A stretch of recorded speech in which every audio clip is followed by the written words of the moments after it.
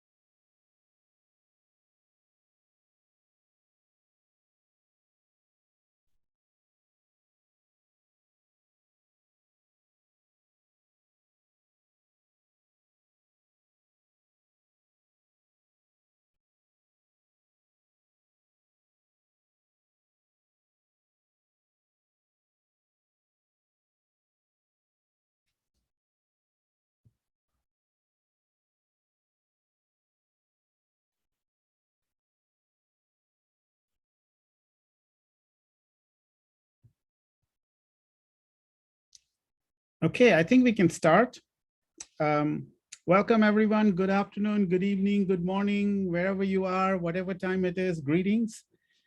Welcome to the first breakout room, the second day of the Back to the Field Community Design After COVID-19 online workshops. Just so you know, our panel is titled Teaching and Practicing Community Design During the Pandemic and the New Normal. So just so you know, you're in the right panel. If, for instance, you want to go to some other panel, you can just go to your breakout room and go to that particular room. This workshop represents a continued partnership between Pacific Rim Community Design Network and the APRU Sustainable Cities and Landscapes Hub. So I wanted to thank first APRU for hosting this event. This online event brings together community design educators and practitioners to share some lessons and experiences from last year and to collectively reflect on the questions of fieldwork and field schools as vehicles to bridge the social divide always present, but exacerbated by the pandemic. I would, before we begin, like to thank the organizing committee for this incredible event and to Jeff especially for leading this organizing team with wisdom, care, and perspicuity. Terrible things are happening in our world today, from climate disasters to economic ones, war, chaos, sickness, bigotry. Yet, our coming together here today brings hope and alerts us to the cause that we all have dedicated our lives to. It is a hope for a better world and a realization that community engaged work continues to be relevant and necessary during these difficult times. Our panel today has an incredible lineup. Professor Stan Ben Kiang, Shumei Huang, and Henrik Tybin, who bring to us a series of multi-sited case studies from classrooms located in Singapore, Taiwan, and Japan. Their work offers us hope, wisdom, and encouragement during these troubled times. Audience members, please note that you may type in your question in the chat at any point, and I'll keep track of these questions and ask them in the order they were received. There's also a Jamboard feature, which I'm going to now send you. This is the link to the Jamboard, and you may want to put your questions there too. Just don't do it. Make sure you put your question in the chat also. But all your questions will be in the Jamboard afterwards for a continuing conversation. What I'm going to do is I'm going to introduce the speakers one at a time, and then I'll let them present. So let me introduce the first speaker. Dr. Tan Ben Kiang is Associate Professor at School of Design and Environment in the National University of Singapore. She's a registered architect. Her teaching and research interests are in participatory community design, service learning, and social and environmentally sustainable housing. She led the design studio project in ASEAN that are community-centric and received the 2018 Pacific Rim Award for Excellence in Public Interest Design. Her paper is titled Teaching Participatory Design During the Pandemic, Bumps and Booms. Take it away, Professor Tang. Thank you. Let me share screen. Arijit, let me know if you can't hear the sound. I can hear the sound. Oh, okay. Yeah. Good morning, everyone. I'm Tan Bing Kiang from the Department of Architecture, National University of Singapore. The title of my presentation is Teaching Participatory Design During the Pandemic, Bumps and Boons. It's my pleasure to share my teaching experience during this pandemic and the learning points. To give you some background, in Singapore, our circuit breaker of lockdown was in April 2020 last year. Each phase has different restrictions on social gathering, size, etc. And until today, mask wearing is mandatory. I teach a module participatory community design. It's a 1 semester, 13-week long, with a class size of about 24 to 28 persons. It is about theory and practice of participatory community design, methods, and application. It consists of lecture, case studies, invited guest speakers, guided field visit, interaction with community, methods and hands-on activities to apply skills. My module had different modes in response to the changing pandemic restrictions. In the extreme left, module 1, it was primarily face-to-face. And 2/3 into the module, we had a sudden circuit breaker or lockdown. The campus was closed. Lessons were moved online without much preparation time. Module 2 was a different module that was done primarily online. And module 3 was a hybrid, around 50% online and 50% face-to-face. During the sudden lockdown, I had to quickly find a way to do hands-on activity online. I used Google Slides and Zoom breakout rooms for students to practice the technique they learned. Before that, I have not even heard about Zoom. Some months later, I managed to learn Miro and use it together with Zoom breakout rooms for a workshop. Since field visit was not possible, I recorded a video of the site and I played it with live commentary during class. A physical public tour on an island could not happen. Instead, I used multiple media to make it more engaging. PowerPoint slides, Google Street View. Some ex-residents joined via Zoom to share their stories, and pre-recorded video of residents telling stories. I had to pre-record instead of live streaming due to the poor network connection on the island. For the hybrid module, live lectures by me, by overseas and local guest speakers, and student presentations were online via Zoom. I was fortunate to have Professor John Liu from Taiwan, Larry Yung, our alumnus, who is running a non-profit practice called Participate in Design, and Professor Sergio Pelleroni from the Center for Public Interest Design USA to speak to my students. I also invited students outside of my module to join the lecture via Zoom. I prefer students to present online because in face-to-face class, I cannot see their face nor hear them clearly since we are all required to wear masks. The precious face-to-face sessions were for guided field visit, in-class hands-on activities, and design workshop.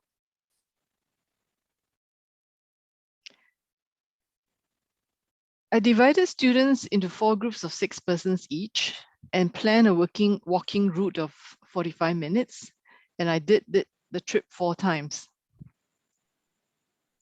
It was fortunate students had a chance to speak with a few residents at their community garden. In-class activities for students to practice engagement skills,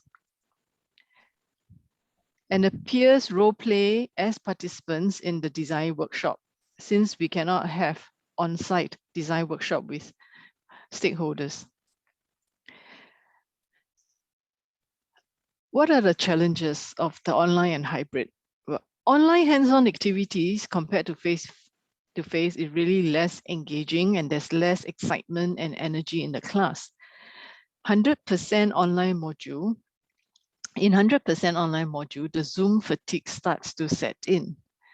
The limit of social gathering group size, 5 to 8 persons, due to pandemic, curtail our site visit of our class altogether. I had to spend more time preparing teaching materials and pre-record walking tour video, setting up equipment, implementing safe distance measures such as taking attendance, taking photographs of sitting position of students and uploading them to our NUS online system, and also learning new digital tools. At the same time, we have to be mindful of the mental well-being of students. The benefits of the online. Well, it brought in expertise, it widened perspective. I was able to invite all these overseas and local guest lecturers, which would not be possible in the normal times. And the online live lectures were also extended to students beyond my module. And I got to know more students by face and their names than pre-pandemic face-to-face class, because I always insist they turn on their video cam and have to display their names. Students also know more classmates by face and names than their pre-pandemic face-to-face class, because I also use breakout rooms as an icebreaker exercise. A student save commuting time, meaning more time to do work and sleep, and the save cost of travel to campus. So some of the reflections, the student feedback score for the hybrid model and face-to-face modules were the same. At first, I was worried that for the hybrid module, the feedback will be really bad. But, so actually, the hybrid mode was able to achieve the learning outcomes. And I feel we should leverage on the strength of the different modes to meet learning objectives. Face-to-face sessions for interactive hands-on activities, and online for lectures and case studies. And this may take more time to plan though. And from the students' feedback, I could tell that the favorites were the face-to-face in-class activities, field visit, and guest speakers. The field visit, which is essentially experiential learning, is really important. The students appreciate this very much. The video recording is not a substitute at all. From the student feedback, for example, one of the last feedback here says, my favorite part of the module was the field trip, where the professor explained to us everything on site, and it was very interactive and interesting. Also, I felt that I have to create a community among students and a more relaxed atmosphere for online class. For example, I asked students to take turn to play their favorite music before the class starts and during the toilet breaks. Also, at the start of the class, I do a laughing yoga video with the students. I didn't know whether it would work, but at the end semester feedback, one student said that she made us do some laughing yoga exercise together over Zoom to relieve stress, and it was pretty fun. So I guess it did work. Moving on, I think I should be addressing how to have a hybrid online and face-to-face engagement with the community for projects when projects start commencing again. Thank you. And I hope you enjoy the rest of the workshop. Thank you very much, Dr. Tan. Our second speaker is Professor Shumei Huang. Dr. Huang is an associate professor at the Graduate Institute of Building and Planning, National Taiwan University. Her research interests include urban studies, critical heritage studies, and recovery planning. She has been working with indigenous communities in Taiwan for the past decade. Some of the work appeared in the International Journal of Heritage Studies, Journal of Rural Studies, and the Journal of Planning, Education, and Research. Her paper is titled, Play the Game as Usual, Collaborative Planning over a Virtual Field During the Pandemic. Go ahead, Dr. Wong. Thank you, Arich. Let me share screen and play the video.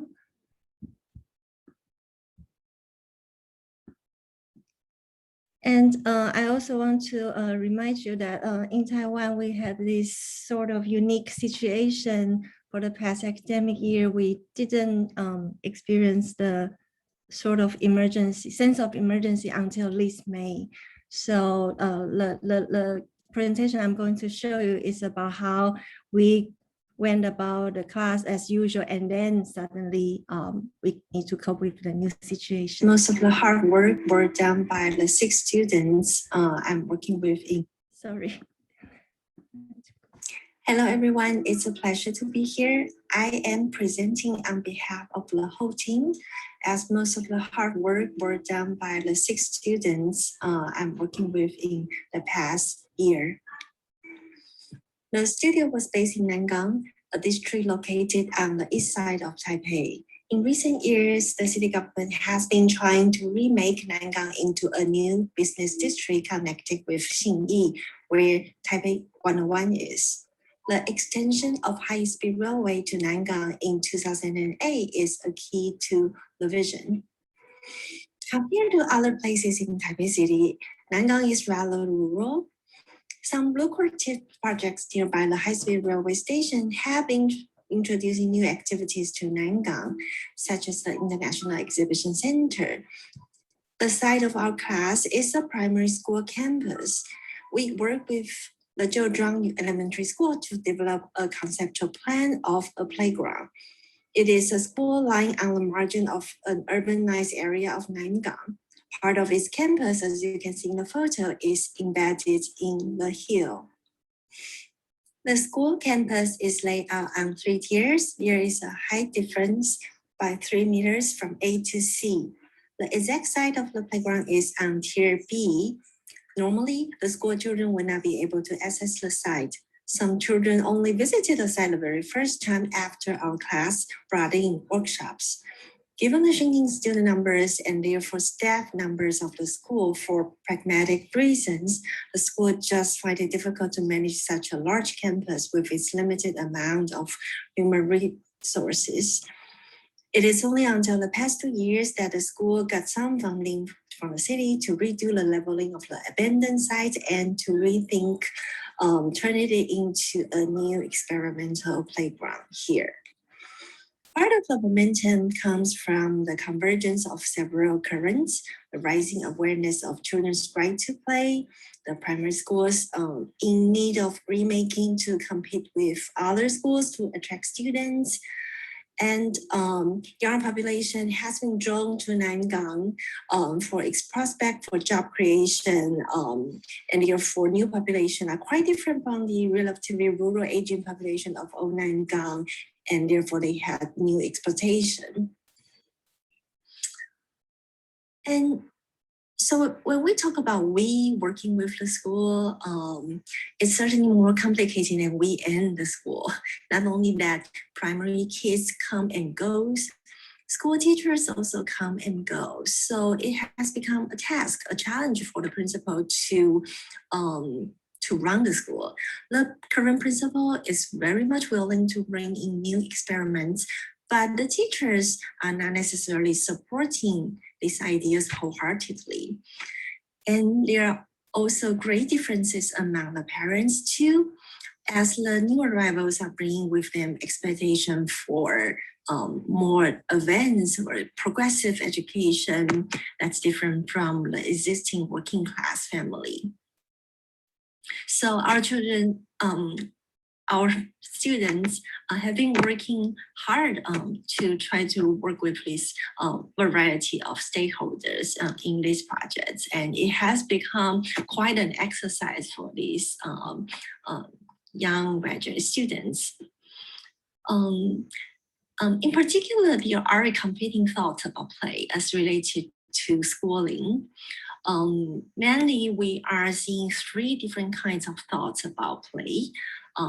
Thematic, inclusive playground in relation to the pursuit of creativity and aesthetics, and natural play that have more focuses on exploration and adventure. And thirdly, in this case of Zhejiang Elementary School, some parents with their backgrounds in Scout Society, they are eager to bring in this spirit of do-it-yourself with a focus on stewardship and outdoor skill. So throughout the process, we've been negotiating with different stakeholders and these competing thoughts about play and schooling. Ironically, the high level of adventure and natural play would require a higher level of adult company and support. So you have to provide support in addition to allow for room for failure and adventures, which is kind of difficult for some working class parents because most of these families may not necessarily can become partners working with the school to provide this kind of environment. And in terms of timeline, we started our preparation warming up process since last October till December.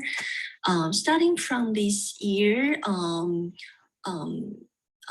after the winter vacation and New Year, we had finished several preparation meetings with the parents and the school before a series of workshops and events were planned for March, April, and May.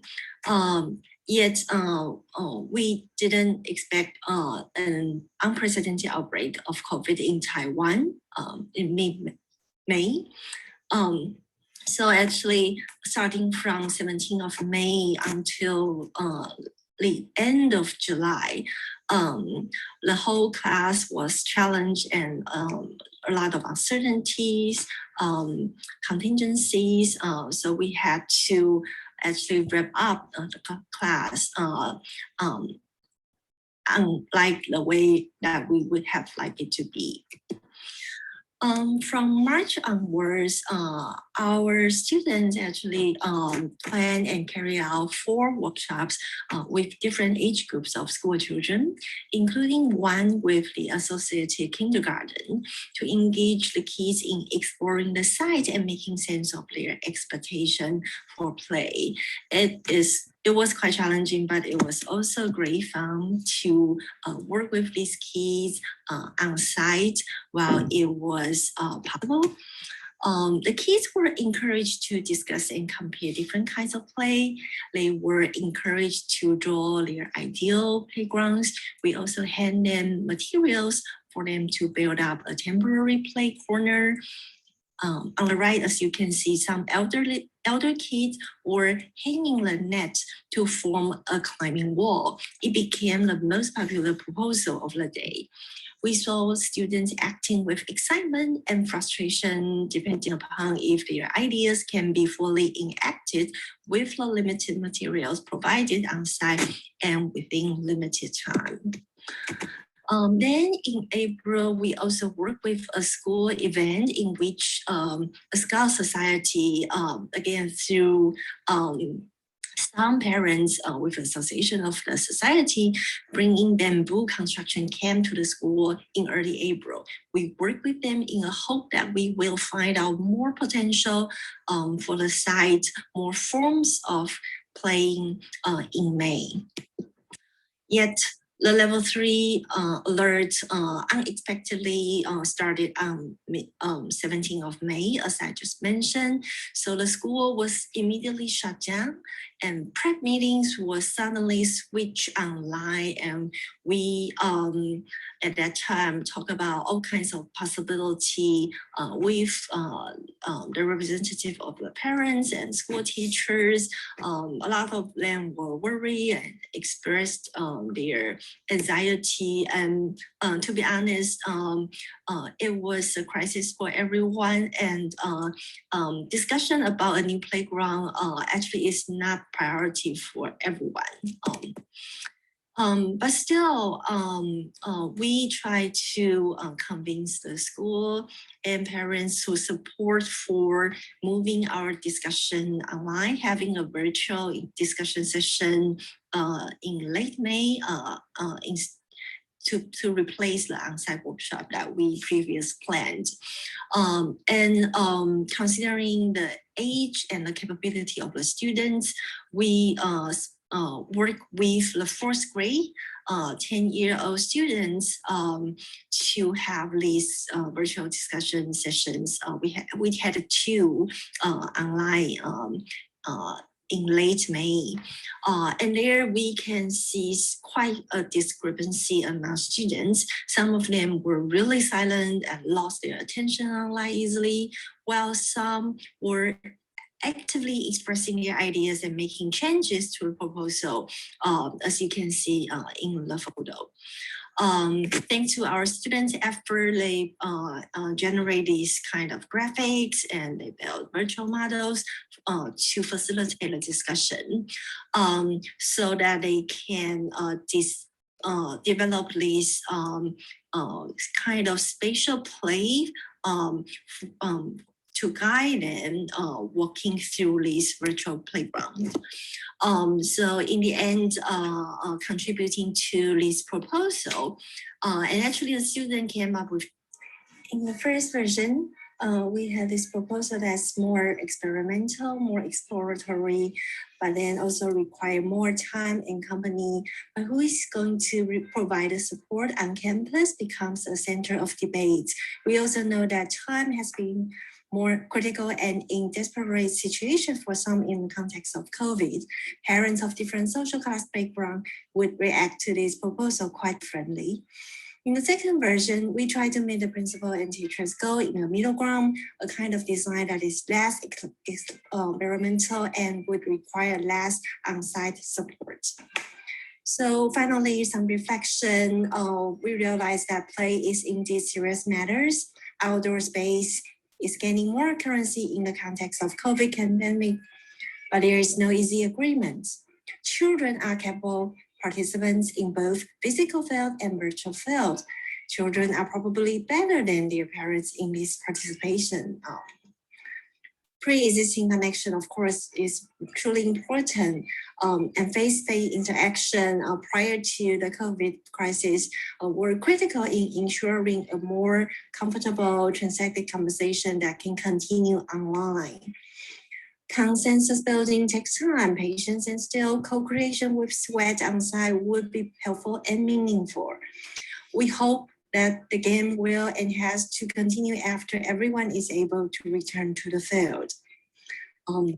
Thank you very much for your attention, and I also want to acknowledge all those who are behind the work for the past year. Thank you very much. So thank you very much.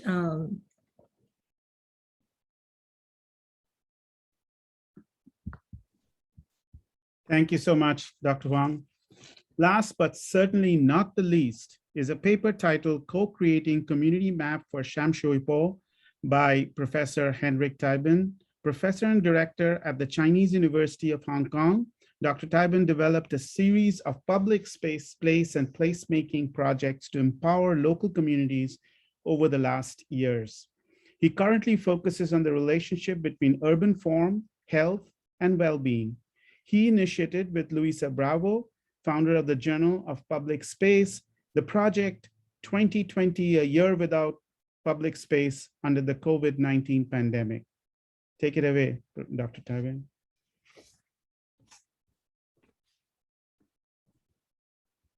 Thank you very much for the kind introduction. So I changed a little bit my title. I will basically talk about reconsidering community design teaching in the age of pandemics. And my presentation will basically have two parts that are, I think, were quite important for me during this period. On one hand, how we try to continue to work with vulnerable communities and also our students during the term in Hong Kong.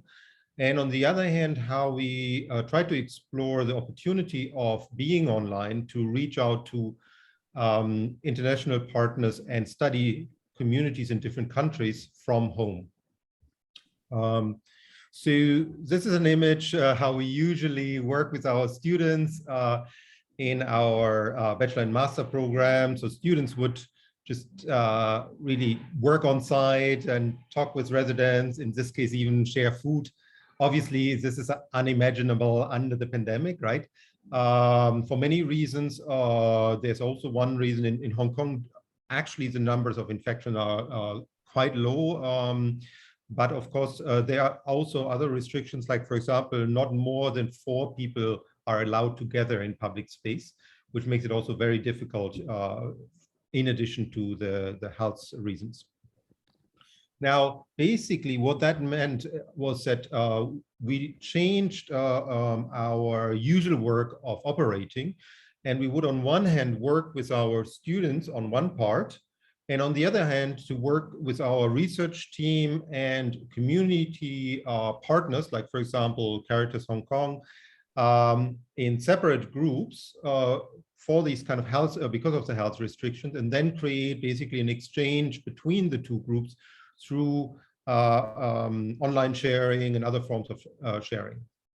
Now, one other thing also happened during the time. We were contacted by Caritas Hong Kong, that had often worked with us, because they had a project on mental health of people, particularly living in these kind of Hong Kong subdivided flats, subdivided units under these kind of horrible conditions, in basically just kind of a place as big as a parking lot, maybe with 4 people, or single moms or parents with kids. And then also these people had to isolate at home partly, or kids could not go to school. So there were a lot of mental health and issues, domestic violence, and so on. So we were also wondering, how can those people use better public space to have a breathing place and so on, and also realize with Caritas together, it seems like even though there are public spaces, but people, for a strange way, they're not going there. So with our research team, we set up focus group interviews that had to be very limited in scale. And we would work over several months to really try to understand their issues, and parallel students would work on their projects. In this process, we created a community map that with the idea to give people in the area a better understanding of the district. So in this area, for example, there are a lot of single moms, maybe recently coming from mainland China, that sometimes are just too scared to go to certain kind of areas, or might not know the resources. So we created with them together these maps, and also not only where public spaces are, but also where, for example, free Wi-Fi would be, and other things. So there, on the backside, there are all kind of other informations and so on. But of course, it was not the end product to create a map. It's just basically a tool to further now move on to work on projects in those areas. Now, parallel, the students would work in those kind of conditions. So first, in the first term, when the pandemic started, we had to do everything online. But from October last year onwards, we could do a hybrid mode, and students could again visit sites, but as I said, only with 4 people. We couldn't even go with them together there. We also made videos, for example, of sites. But then at that time, students could also go out. In this case, this group they just were so excited to do some kind of community interaction. They built in their own like little street furnitures, but to create a form of engagement which only would allow or draw in a very small number of people. At this point, also the infection risk was relatively low, and then produced their projects. Now, this is the first part that I wanted to present. And the second one was basically something that parallel was going on. As Ari was saying, we had to launch this webinar series every week, a webinar with international partners on the pandemic. And we saw that also Asia has some kind of experience, particularly Hong Kong and Taiwan, to handle the crisis, maybe not too bad. And we reached out to our friends at Parsons, with whom we had worked before in on-site workshops and so on in New York. And they came to Hong Kong, and then basically to work together and do international workshops. We did one with New York and Hong Kong and University of Auckland, and one with also Rio, and with Miodrag Mitrasinovic and Vera Tangari and their students. And for those interactions, we thought we want to thematize what does it actually mean we study from home, remotely, places where we cannot go. Can we make the most out of this and kind of understand what are all the options that we could have, or explore how we can, on one hand, work together with the international students on Zoom, but also find out about cultural specificity of community issues and so on, because it's many offices, of course, operate internationally and build projects in all places of the world, right? But then how can we capture this? And this is, of course, not only important in the pandemic, but as I said, in much of the consultancy world, particularly firms from Hong Kong, they might work all over the place. But also there are other crises as well, like flooding and wars and so on, where we sometimes cannot go to sites. So basically we looked at, or we explored 4 different techniques to do that with our students. One was we invited, for example, Seta Law from City University in New York, right?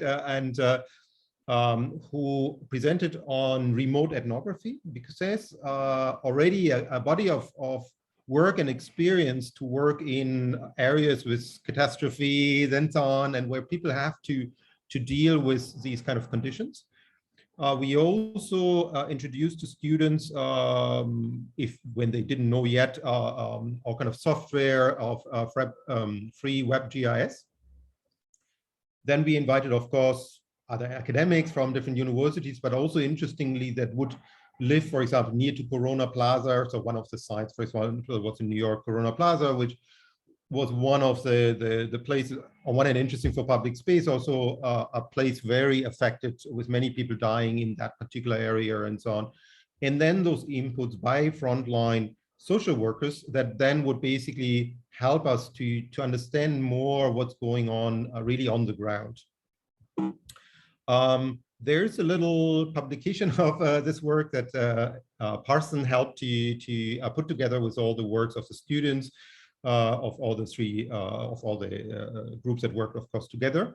Much of it is related to the question of inclusion, and particularly in this context of the pandemic, the question of health disparity, which of course rose as a kind of very important issue. And just want to close with some summaries. So about the teaching, of course, I already mentioned things. Of course, we had to deal with infection risks and also related issues like constraints, only 4 people allowed outside together and so on, right? And somehow, in our case, we didn't really engage the communities with our students together in co-creation workshops. We stopped that and basically subdivided only research assistant and our, so in a kind of more controlled environment, indoors at this kind of, at Caritas would work on this, and students would work separately, but then we would kind of connect this. In the future, maybe we can do that better or go beyond that. Then a lot of positive things, I think, in terms of the international collaboration. So surprisingly, students were quite happy with the workshops because they understand, of course, they cannot travel, but then still they could work with students from Brazil and from New York. And also it made education more inclusive because usually, let's say, particularly Global South, maybe some students might also not be able, also in other places, to fly around the continent, right? So it was also a way for people to join that otherwise maybe would have had difficulties to pay for it. Then also, of course, working across different time zones, learning from different methodologies, and building alliance with international universities and civil society groups. Just to end, because that was also a question of this whole event, right? How can we help people with the health disparity and social spatial injustice?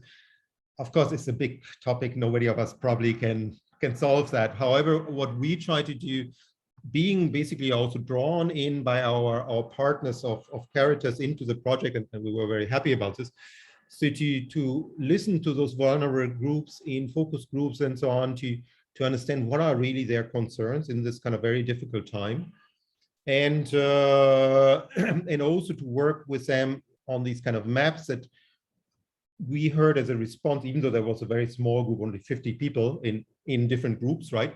But that helped seemingly them a little bit more to get more familiar with the district, have something to do in this period, and also get a little bit stronger sense of belonging. Although, of course, only for a small number of people and for a short time. But also to collect a lot of evidence through that, through this work with focus groups, but also because we had basically bachelor and master students at the same time mapping those areas, drawing them and so on, and producing a lot of material that we could maybe use now or want to use to talk with the planning authorities. And also we hope, of course, through those community inputs to have a lot of topics and things to do for our future research and teaching agendas. I end here just to mention there are all those kind of videos of our initiatives, this 2020, a year without public space. You can go to the Journal of Public Space. There's also a free access special issues on this, and a lot of videos also on health disparity and so on, if you want to know more about what we and many partners were up to and try to exchange at that time. Okay, that's it from me. Thank you for the presentations. I mean, I think all three of you has given us a lot to think about engaged teaching and fieldwork during these current times. I had a question, but I'm not going to ask you the questions because there are so many other questions on the chat that I think we should get to those first. So I'm going to read them out. I'm going to combine the first few because I think the first few were related, and that was for Professor Tan. Sutitran said, thank you for sharing, and he wanted to know more about laughing yoga. I think you did answer that, but there's also from Keng Hua Chong. He asks, thanks, Benkiang, for sharing such valuable teaching experiences. Virtual trip looked great. Is there anything more that you wish you could do next time to make the trip more immersive? We've also observed more students facing mental wellness during this time. Any advice on this? And there's one more, I'm going to combine this, which says, do you think social media, that is Zoom, group chat, etc., can be utilized to connect the students and the community members as well? Do you want to take that? Yeah, okay, thanks. So let me answer Keng Hua's question about the virtual trip. What would I do differently?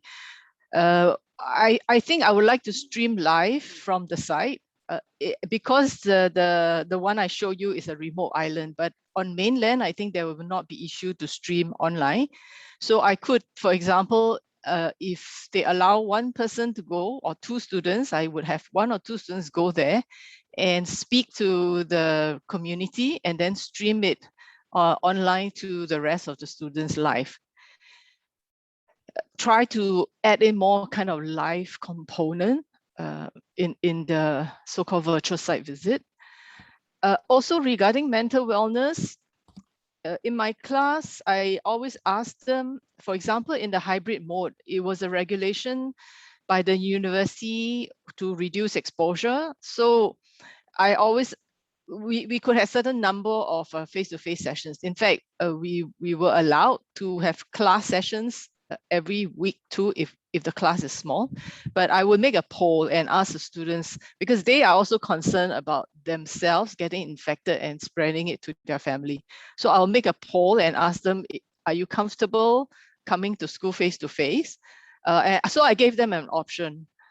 And also, this is not a design module, and we all know design studio module is really taxing. So I try to coordinate very well to avoid all the clashes with the interim review and the submission date of the studio. So I also poll the students. So I was quite flexible in, for example, when they could submit their assignment for this particular module, basically to reduce additional stress due to academic requirements and submissions to the students.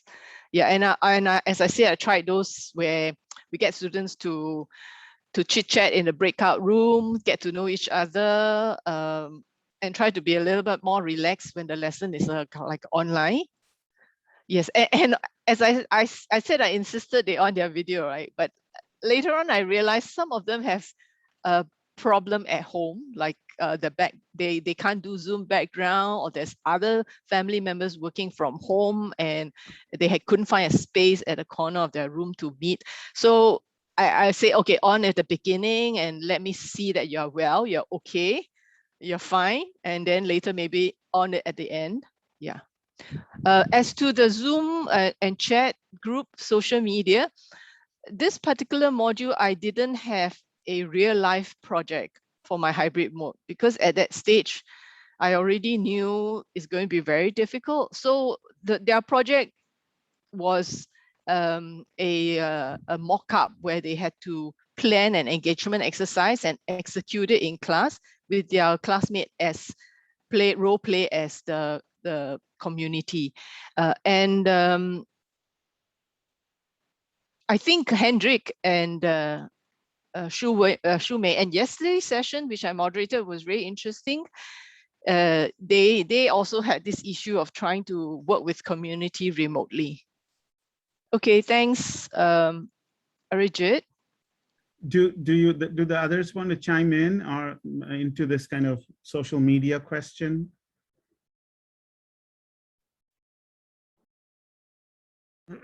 I don't know, or we can also answer some of the other questions maybe. Also. Sure, yeah, of course. I'm going to go to the next question then, and that is also for Beng-Kiang, but it was about, was the site and community partner a long-time partner? I was thinking that it would be difficult to start a partnership during the pandemic. Can you share lessons learned about what worked regarding engaging the community during these trying times? Also, what strategies did you use to build relationships between students and community members given the COVID-19 restrictions?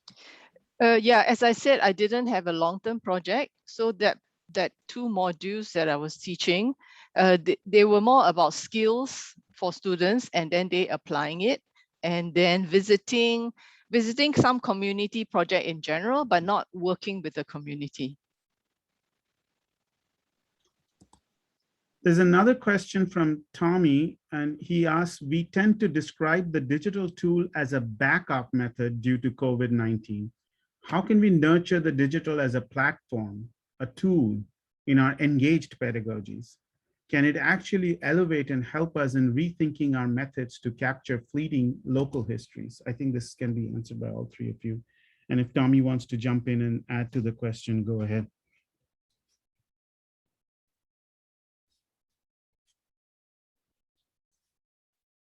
Well, I think, as I said, the experience from doing hybrid is trying to identify what works best face-to-face and what works best in online. So you could have a mixed, like throughout my semester, have an intersperse of online and face-to-face. So for me, I still think 100% online is not a good thing for students and for myself. So I will still prefer the hybrid. Even in the new normal, I think there's potential for a hybrid. There are many ways, so probably have to think really hard, like how to make a hybrid really engaging. Yes. So from my experiences with that particular project, I also think the hybrid model works the best, especially in a case that we have a 2-year relationship with the particular school, and the prior semester we basically can work face-to-face. We do notice, however, that the digital media somehow provides alternatives to those young school children who may not have their parents to support them on site. So as I mentioned earlier, time and company, parental company becomes an issue in this kind of participation project. So school without parents company might not be qualified for participating in this kind of project. But in times of crisis, when everybody is at home, then some differences were then erased. And some school children got to participate in this kind of classes, even their parents may be busily working. But still, we think it is difficult for some, especially some students who had never been to the site, even because some of them were just not being able to visit the site, as I noted in the presentation. So hybrid model, pre-existing experiences, I think is still important for us to more actively engage digital tool in our teaching.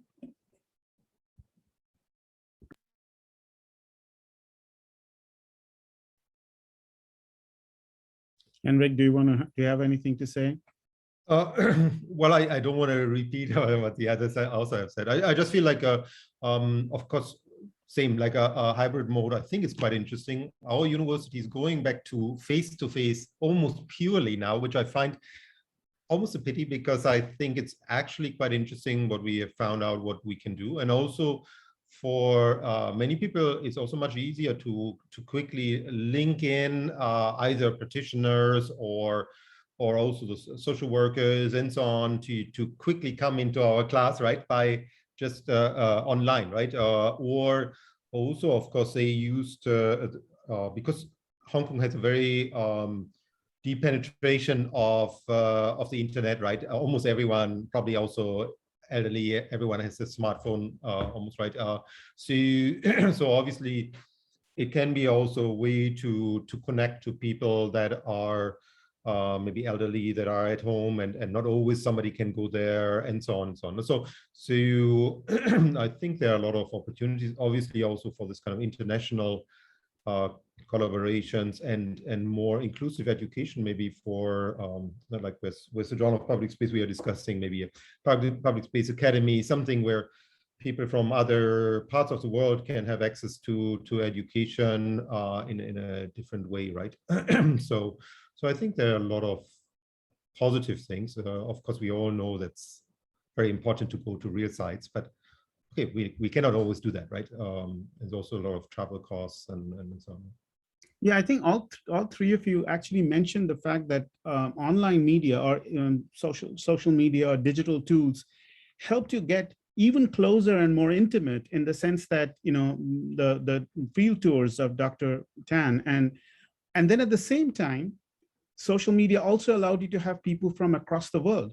So I was wondering if that's the case, if social media pedagogically can make you really close to local and really close to global, does this global local connection make people, community members, students see injustice or structural injustice differently than they would have done if they simply went into a small local place and just looked at that as in a community engaged workshop?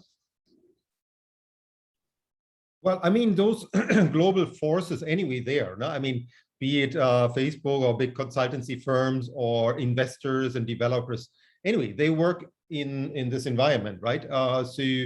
But now it's basically a way to have this other way of linking to whatever right to the city movements in different places, to all kind of different groups in a fast way, you know? And we really felt like seeing that Hong Kong and Taiwan, at the beginning I was in Taiwan and then in Hong Kong during the pandemic, there was so much knowledge of dealing with the crisis because of SARS, right? And then you saw how people suffered, how friends that are in Italy or somewhere, then all of a sudden in April, May last year, got like thousands of people dying, right? And you felt like, well, it's important to share this information maybe, right? If we were successful, I don't know, but I think it can be hopefully something positive, right? Arijit, I think Tommy Yang has a question, wants to ask a question. Sure, Tommy, go ahead.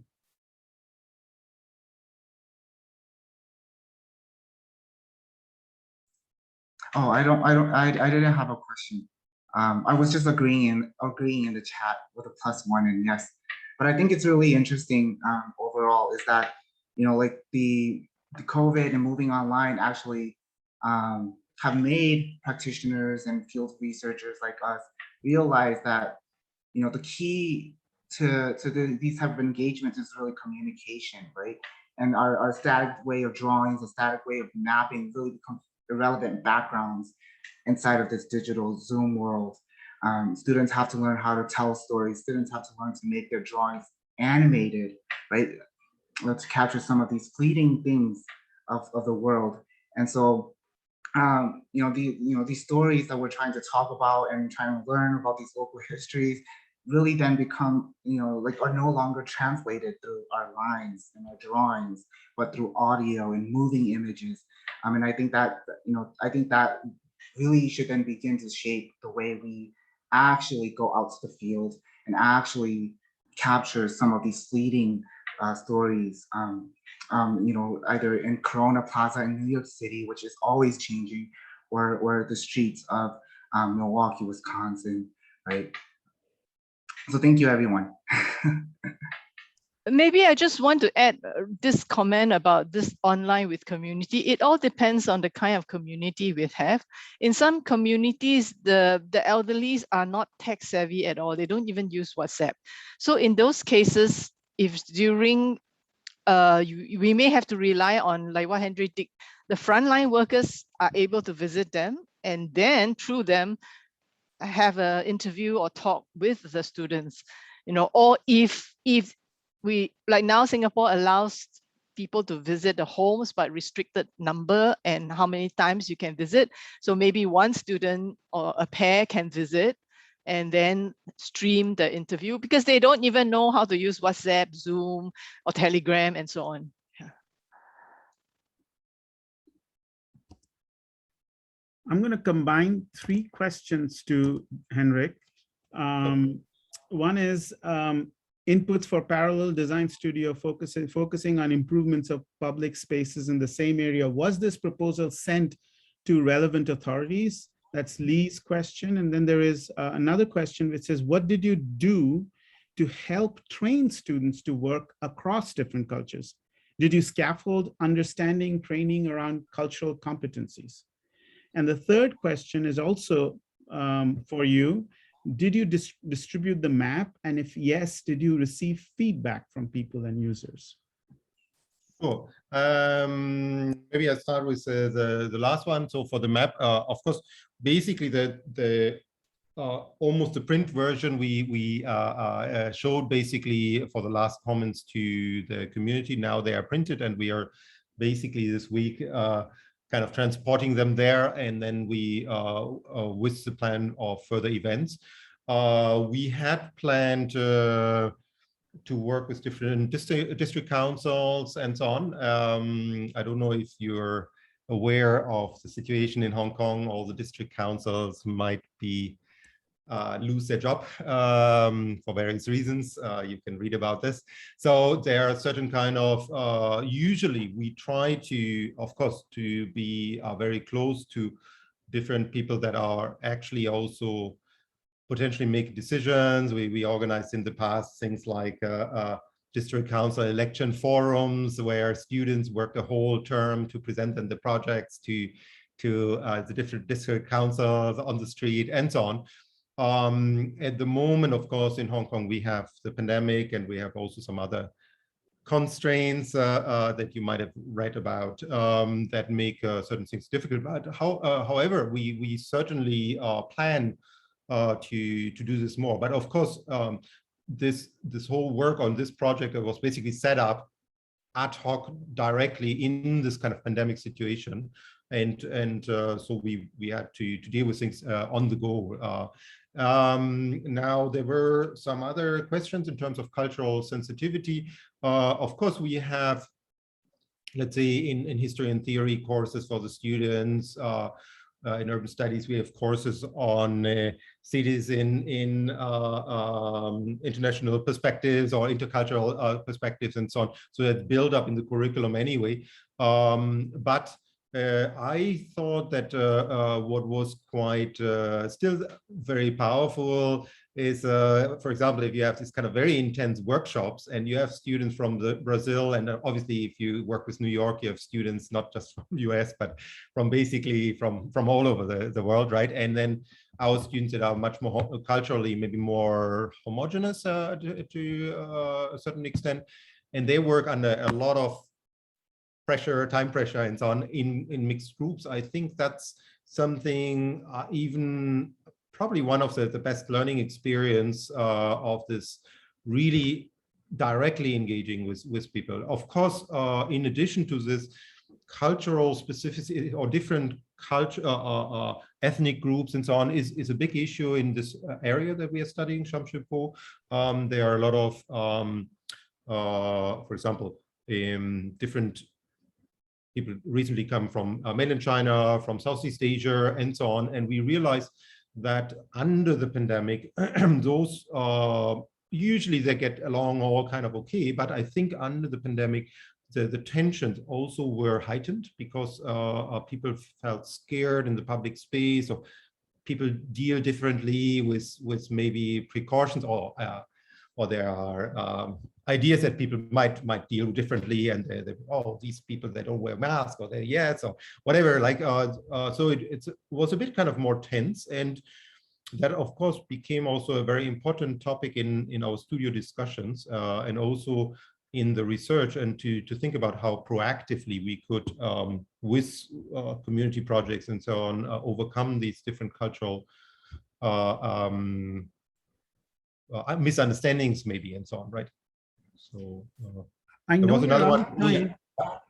I stopped maybe here because I don't want to monopolize, but there was one on the morphology. Maybe later I can still say something about. Yeah, I know we are out of time, but I do want to give, since I see the other committee members here, so I'm taking a little bit of time and asking Dr. Huang to say, because she had done a lot of these maps with community people and the children. Tell us a little bit about this issue of digital tools that you used for your schoolwork.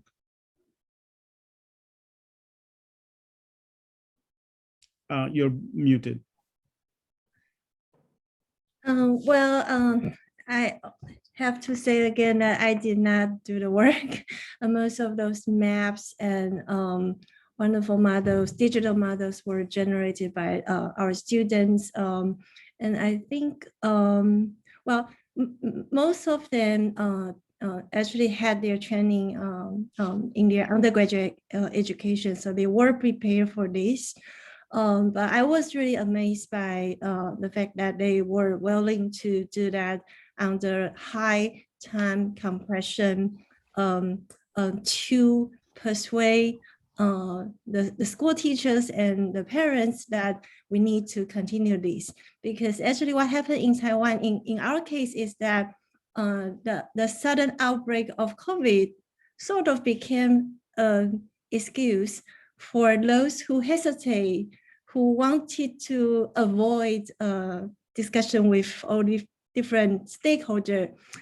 So some of them were actually saying that, well, since we have this outbreak, let's maybe postpone or delay this until fall, maybe next semester. But our students were really enthusiastic in in doing this as we plan, and because they feel like they also have this promise, they already established some connection with the kids, and they did not want to fail the kids. So so that's the point I also want to make about COVID. Yes, we talk a lot about how are we coping with COVID, but I also feel like we also need to pay attention to how COVID in some cases are becoming the particular excuse for us to avoid addressing urgent issues. I think we'll be dragged into the main room, whether we want it or not. We would have loved to stay and have a longer conversation, but I just want you all to not leave and go back to the main room. And on behalf of the organizing committee, I want to thank the speakers and the audience for being here from across the world, from different time zones, for a truly uplifting transnational conversation. So I'm gonna stop if anyone else wants to continue, and then suddenly we drag like Harry Potter away from the screen. That's how it is. Thank you, everyone. Thank you. Thank you, Ari. Thank you. We'll see you in the main room. See you later in the main room.